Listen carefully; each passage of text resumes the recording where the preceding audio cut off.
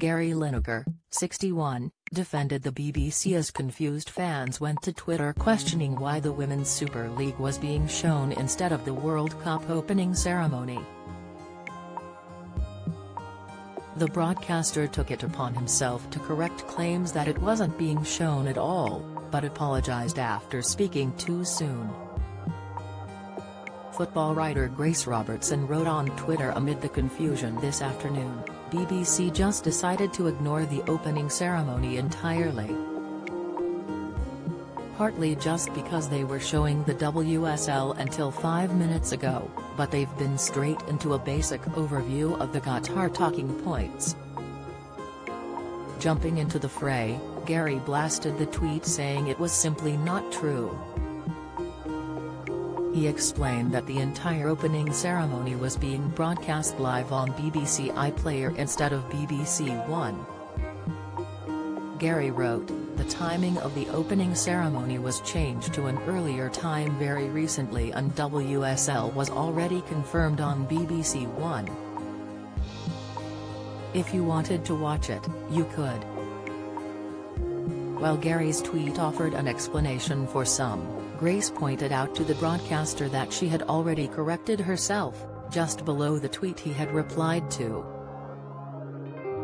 Gary responded, "Apologies, hadn't seen your correction." Worth pointing out nevertheless.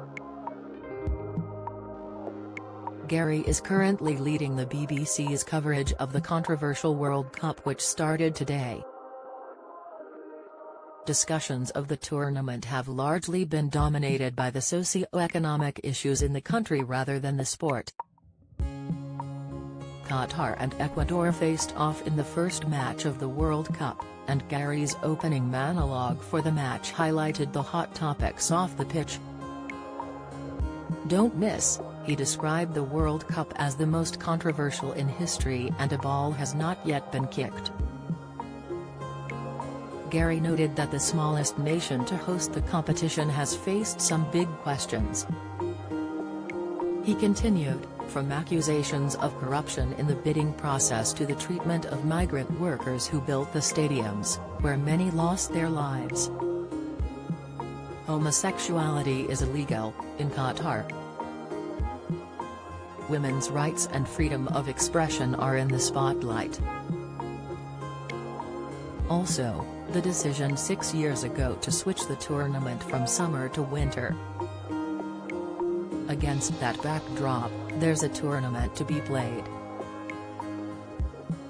One that will be watched and enjoyed around the world.